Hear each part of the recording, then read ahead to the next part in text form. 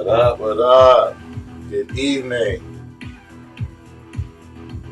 Welcome to Wednesday Night Speak Easy with Sir Inc., where we talk about any and everything kink.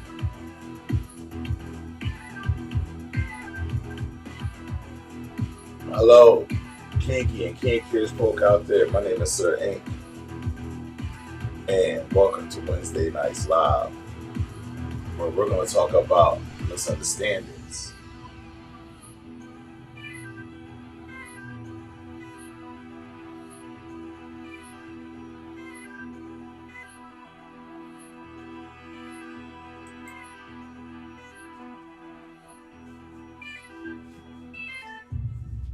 What up, what up, what up? How's everybody doing tonight? Welcome to another live Wednesday night in the Speak Easy with Sir Inc. Make sure my phone's off. So tonight, guys, I have a topic for you called misunderstandings. But before we get into that, let me see. Drink of the night. I'm back to my old fashioned. I'm using Jefferson's Reserve, and I'm also using a different kind of simple syrup. I can't remember the name of it, but I promise you I'll put it in the thread. Pretty tasty. Pretty tasty. So we're going to get into misunderstandings. And what does that title mean before we get into the video? Misunderstandings. You can try to be understood as much as possible, right? Especially if you're a person that's straightforward. But sometimes even when you think you're being clear, you're not. But that can be okay as long as you're trying to communicate. So without further ado, I'm going to put this video on so you guys can check out my breakdown of like misunderstandings. Also, it's about misunderstandings, good communication, and being open and vulnerable to the right person, the right people, whether it be love ships, friendships, any type of relationships. You know, you need to know who you can trust and, you know, with your darkest secrets. So without further ado, here we go. Let me get my video running.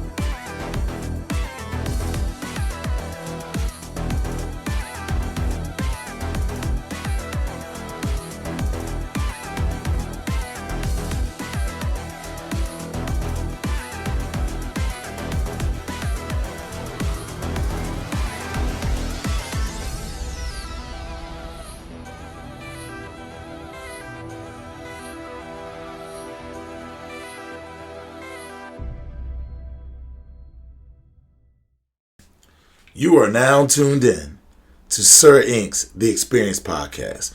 Now, this podcast is not suitable for those 18 and under. And if you're at work, we like to say NSF.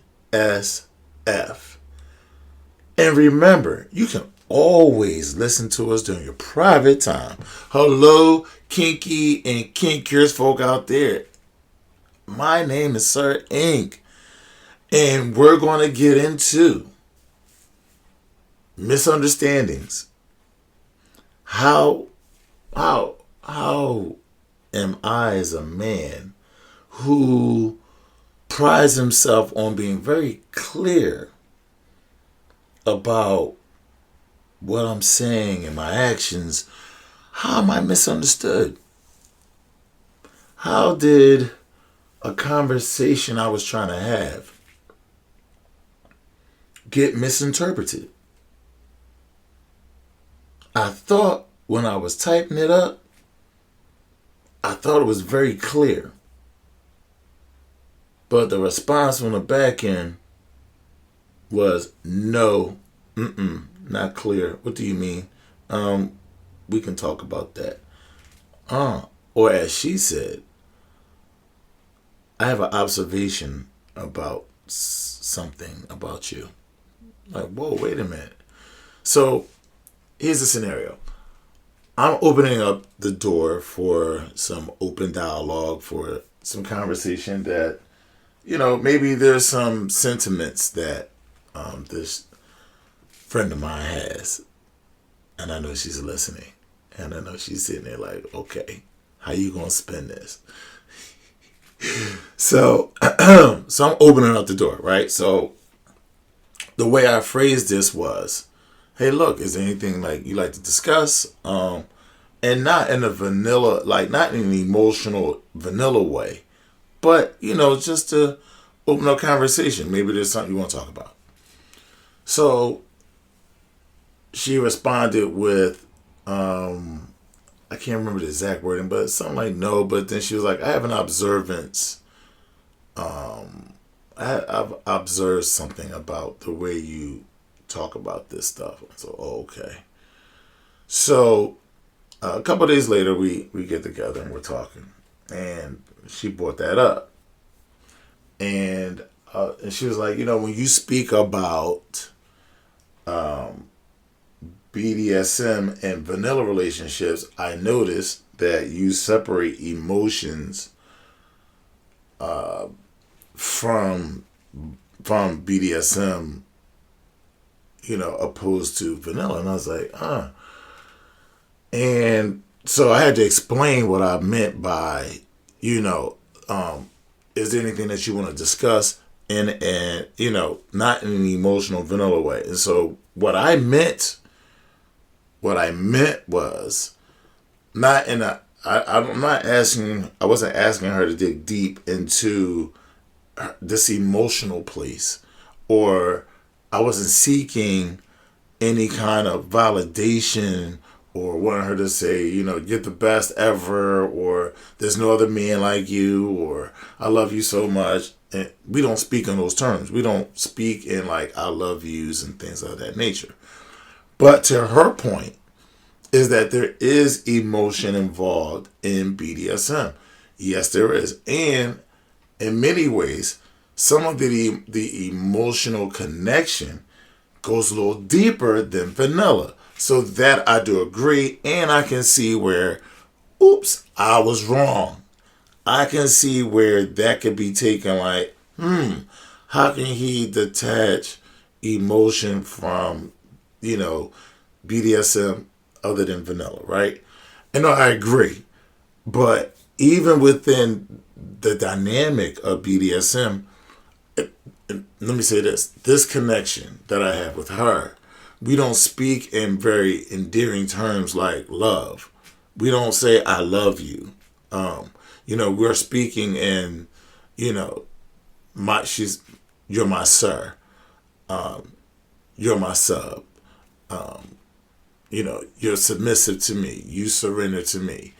I am here to help, guide, and protect you. And we talk not in those terms like that, but we do talk in our terms of endearment are different, very different. And so I was just being clear in my approach to that conversation is, and I do this from time to time. I'll do like a quick evaluation from time to time of my situation. Like, like how do you feel? Like, do you feel it's something that, we can improve on? Just, where are you at in your submission?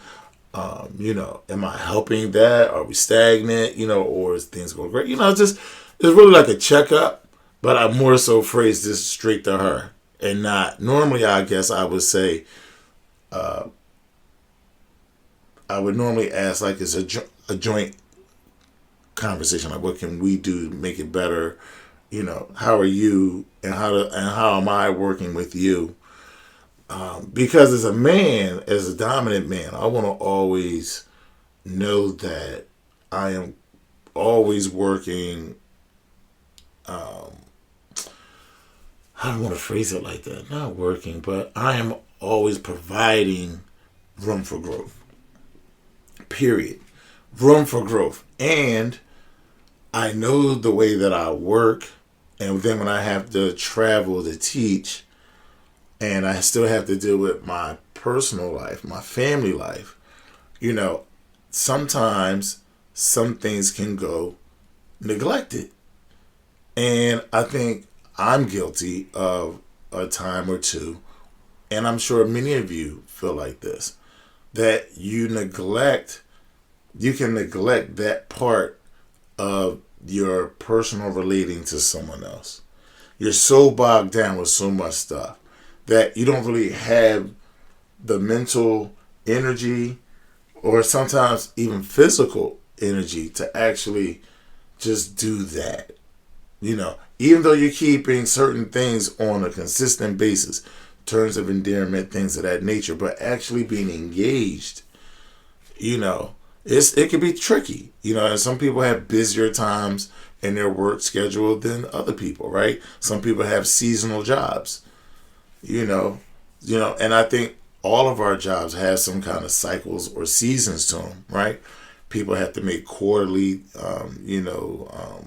quotas and things of that nature. So, you know, things happen. And so my whole thing is to lessen having misunderstandings. Let me just bring it 360 like this.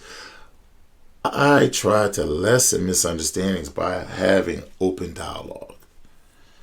And I know that can be very challenging for a lot of people because a lot of people aren't used to openly communicating with someone other than their close friend, right? To deal with someone that you're having a physical relationship with, a sexual relationship, sometimes we don't want to have that open conversation because it leads to vulnerability. It leads to the kind of vulnerabilities that you would hope someone wouldn't take advantage of. But you do realize that the average person is going to fuck you over in your vulnerable spots. And if they won't just fuck you over, they'll throw that shit up in your face, right? That is for lower level minded people. That's not for the mature, grown, and sexy, and people who just want to live the best life they can live. Someone trying to live their best life don't have time for games. And I just not the type, and I'm not the type of person that condemns someone for something they did. Listen, my life has been hard enough. And I know some of the things that I've done, and I know that I'm blessed. I'm blessed to have the life that I have. And we've all been through things, and we've all done things that we're not necessarily proud of, and a whole lot of things we are proud of, right? But whether you hide them or not, those things still come up to the surface. Those things still come into play when you're dealing with people that you're very close to, whether it be your best friend, a parent, a sibling, or a lover, especially a lover, because now that's connected that's connected in a different way. So it leads to vulnerability when you're open. But this is why we should choose our acquaintances intelligently and with intent. We must surround ourselves with people who are going to help us grow. Now, if you're a negative person, then go cling on to the negative people. I have no problem with that. Stay in your lane. But if you're happy, don't deal with someone that's not really happy. If you're content, don't deal with someone who may not be necessarily content. Or if you're content, you might want to deal with someone who's not satisfied. That might help balance you out. But that's an equation to see if that can actually work for you. Can y'all push each other? And that happens through open dialogue. And sometimes having open dialogue leads to misunderstandings. However, if you're mature, y'all can talk through those things. It's very simple. Like, as a man, I'm not going to stand for someone who don't fucking get it. I mean, point blank, if you don't fucking get it, then, you know, you need to go do something else. Be with someone else, talk to someone else. And I as well. You know, I think we've all been in a situation with someone and been like, I don't fucking get it. What the fuck is this person? What is this person? I don't get it.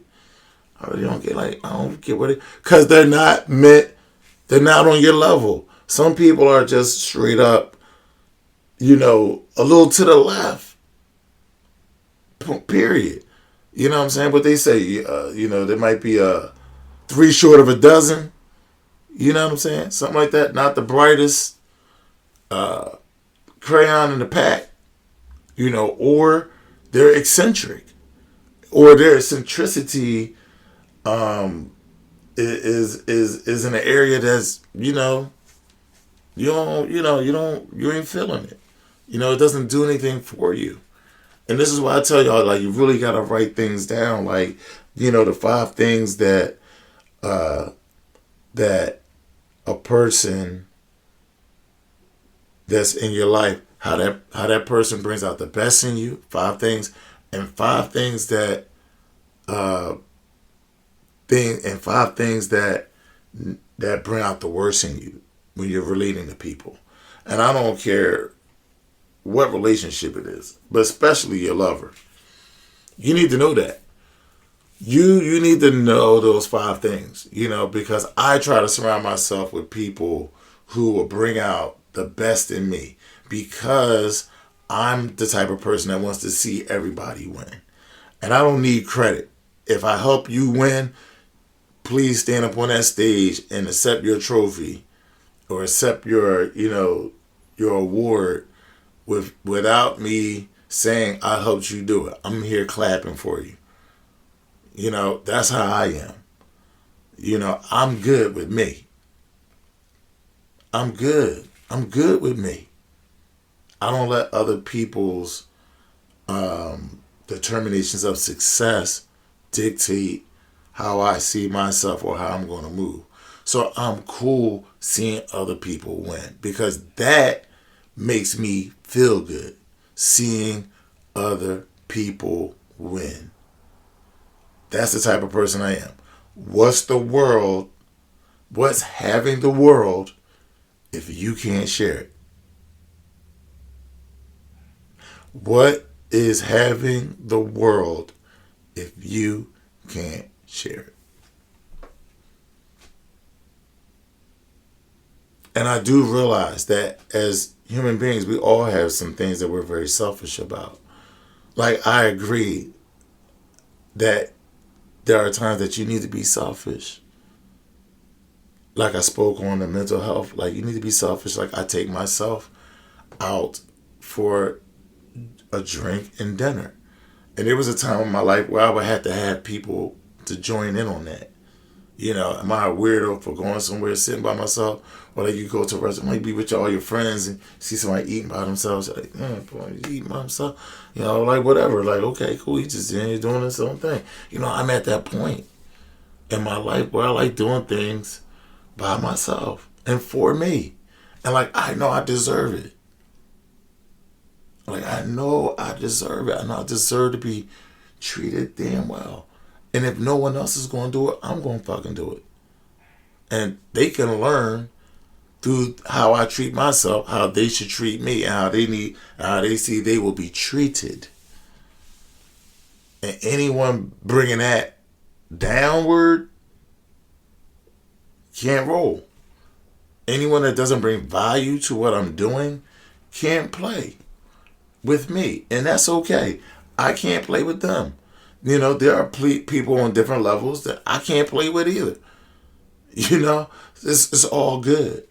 You know, but the best part about it is having those open conversations. Find someone that you can confide into. Okay? If you have someone that you can confide into that is the opposite sex, that is so rewarding. That is so rewarding. Because as a man, you're going to get that feminine, nurturing part that you need. you're going to get that view from the female that you can't see. What do I mean by that? Women are more right side brain thinkers. You guys heard me say this before. The right side of your brain deals with art, pleasure, things of that nature. The left side deals with separating things and information and logic. The right side, let's go back to that. The right side sees everything as a whole, right? And again, the left side separates everything. So, a man walks in a room, he sees the chairs, he sees people, TV, this and that. See all the different things, right? We see all the different things. But when a woman walks in a room, she sees how it's all connected. She sees how it's all connected. And you can have a conversation, right? And just let your submissive just be quiet and just listen. Just have her sitting there listening while you're talking. Now that's some bullshit. This is some bullshit. How? Some people will see that as like two men talking and either one man or both men have a woman or women with them, and the women aren't saying anything. They're quiet while the two men are talking.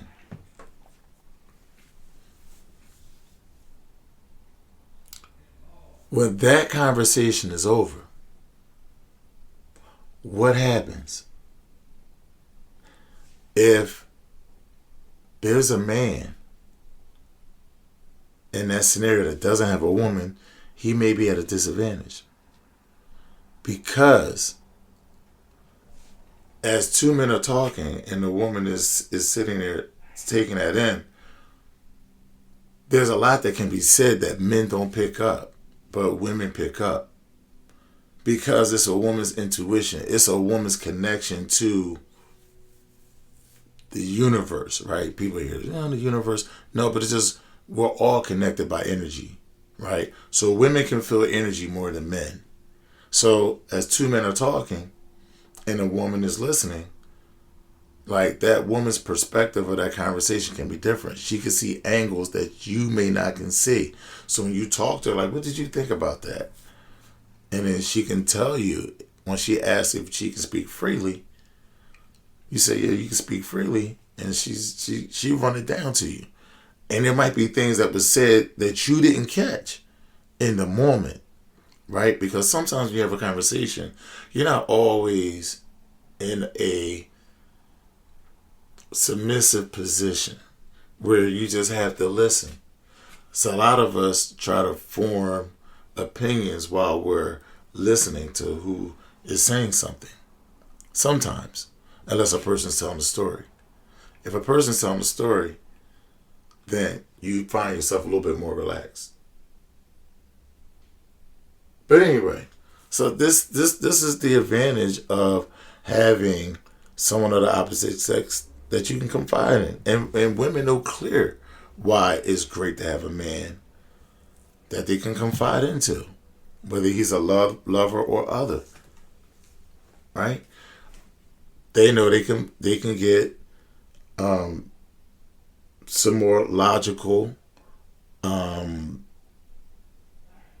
views on certain things, which is good for them, right? Because though they see the connection, sometimes they need to see the different aspects of the whole. That's what we do, analysis and equations. You know, going through the odds of success in situations. And protection, right? And a man's nurturing. You know, if something happens to her and she needs to be, held or she needs someone to come fix a fucking tire, or she's having this situation and it needs, and she's dealing with like taking her car to the mechanic, right? We said women get ripped off. Like, no, give me your car, I'm gonna take it to my people, and you're gonna be good. Like, so that way, it's just certain things that men can do for women and women can do for men. That it's just great that you can just have someone to confide in of the opposite sex. But, okay, let me go back. That was a lot.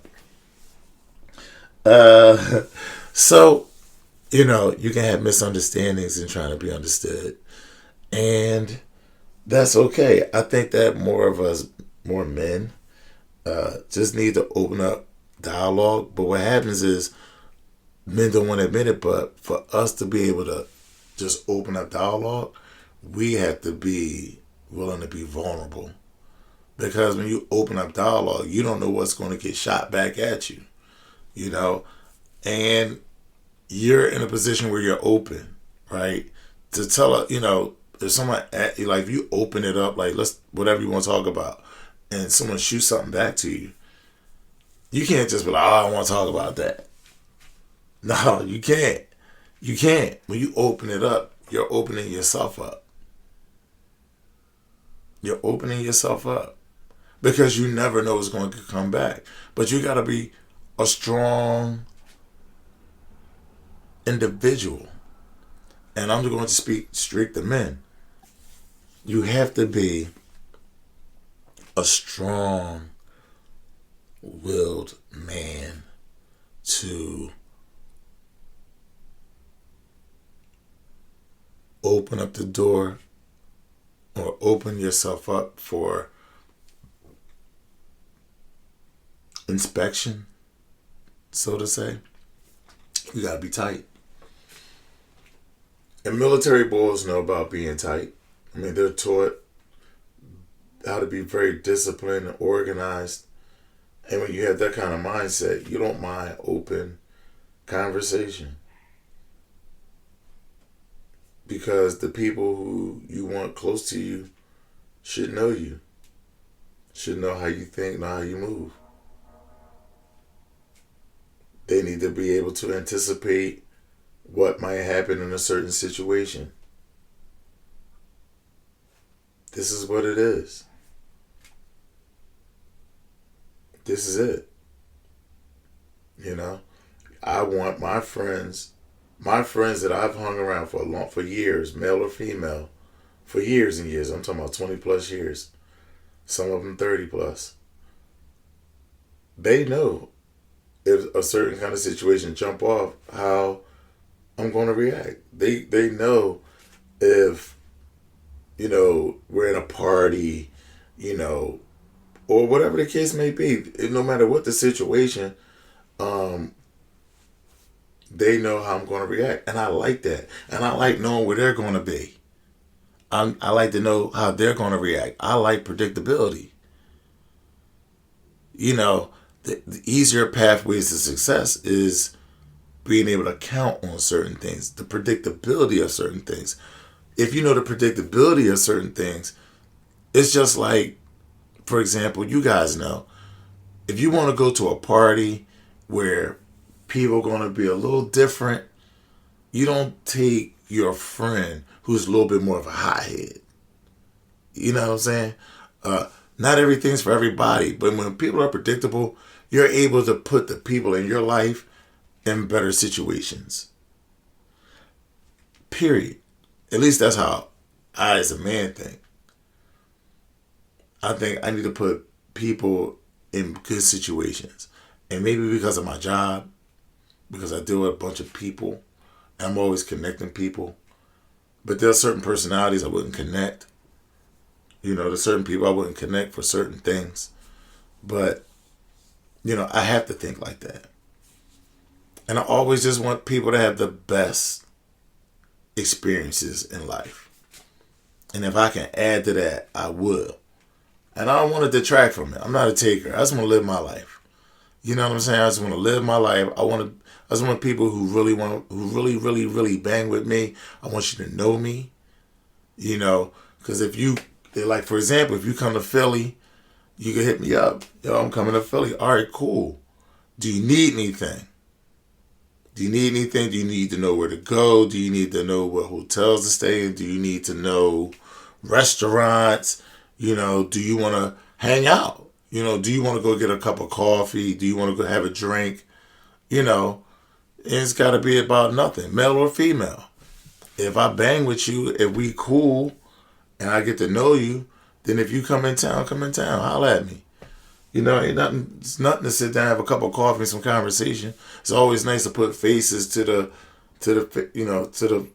filtered profile pictures that we see every day.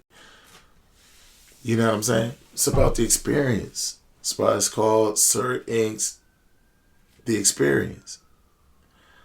But thank you guys for listening. I've been ranting long enough. What do you think? I will be responding after this is over to you guys' comments. Thank you for listening. You know where you can find me. SirINQ.com. SirINQ on everything. Facebook, Instagram, Twitter. You can also email me at sirinq@gmail.com. SirINQ09@gmail.com. And always remember kingspace.net. Come follow me there. This community is open. Be yourself. But, let's do it in a sane and consensual way. Peace.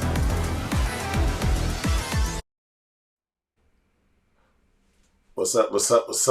So that's my thoughts on misunderstandings, but I wanted to follow that up with the one area that you really have to be very clear, both male and female, dominant and submissive. One place you really have to be clear with is when you're doing sessions. So communication and misunderstandings, you need to have less misunderstandings when you're in a session. Matter of fact, I want to say you didn't need to have none. But this is why you have to be very clear and communicate. Even if it's kind of awkward, even if you're just kind of like, I need to get that out. I need to throw this out there. I need to talk about this. Before we have a session, like we have to have these rules, because until you get to know someone, like to intuit what they like, you have to really be careful. You have to really be careful. You have to really explain things out. So you don't have any misunderstandings, because misunderstandings in a session can, be a little detrimental to your health. If you're not able to communicate, effectively, for example, if you're in a session and your mouth is gagged. So if you have a safe word, you can't say your safe word if you're in a crazy situation, a crazy position, or you're uncomfortable or something like that. It's just, it might be taken like, oh, she think it's sexy, right? But making light of it. But you understand what I'm trying to say here is that, that can be a very, you have to have some kind of gesture to go along with that. So if you should have a safe word and a gesture. So the gesture could be, okay, we could do this certain kind of bondage, whatever, but I have to have a foot that's, that's free, and that I can tap on the floor, or a hand that's free, or something that you be able to give your gesture, or whether it be head movements, whatever the case may be. These are things that you need to think about when you're going into a session. So I always think that communication is great. It lessens misunderstandings, of course. Sometimes you have to say things and like I said, for me, I just like to have communication, period. But by trade, it's more natural for me to talk to people. So I'm easy to talk to. And anyone that works with the public, I'm sure is the same way. If you work with a group of people, or if you work with or if you work in a place that's transient, as far as people that all walks of life coming in, you're probably used to having conversation. That's a good thing. But also at the same time, just because you're open and easy to talk to, doesn't mean that everybody should have access to different parts of you. Okay, so there's a side of you that's very like open, like an open house, you know, and people can come in and look and so on and so forth. But then there's some doors in the house that when they pull on the door, like can't open that up. There are certain parts of you that only need to be shown to a select few people. You're blessed to have a bunch of people that you can, but truthfully, most of us may have one or two people that we can totally confide in. And there has to be someone in your life that you can be totally naked with in a mental aspect and be able to uh, talk things out even through misunderstandings. Like that kind of connection is great, and you're not being shamed for being misunderstood or awkward or not being able to express yourself in conventional ways, like just communication. A lot of people, their giving language or their love language is gestures. Like some guys will buy flowers. Some ladies will wash a man dishes or do something as an act of like, this is how I give, this is how I express myself in this kind of way. Not everybody can sit down and just have a conversation about how they feel or what they think about certain situations. So even if still, I sometimes ask things and not put a person on the spot. I'm like, well, I'm just opening it up. So if you ever feel like if there is something that you want to mention, like, we could talk about it. And it's not going to be taken personal. This is about growth. It's about growth when you open up conversation. Like, I want to, let's grow together. Like, too many people have relationships where they allow it to go stale. They allow it to hit a wall without adding spice to it. You're constantly cooking. You gotta add spice to it. You gotta make sure it's always right. Can't ever take your eye off the stove. Shit burn out. But I want to thank you guys for watching, and thank you, Stacy, for chiming in. Alicia, Carl, Sonia. Let me get over there. Ivy and Monica. Thank you guys for watching. Thank you guys for hanging out with me on Wednesday nights. I am going to soon in April start Friday nights.